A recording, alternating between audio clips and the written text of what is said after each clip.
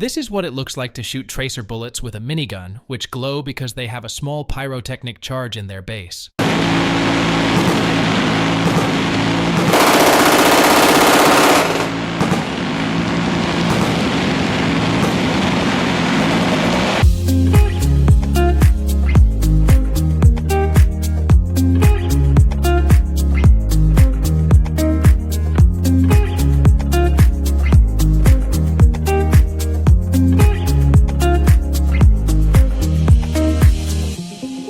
This is Ernest, and he is about to make 9 backflips in a row.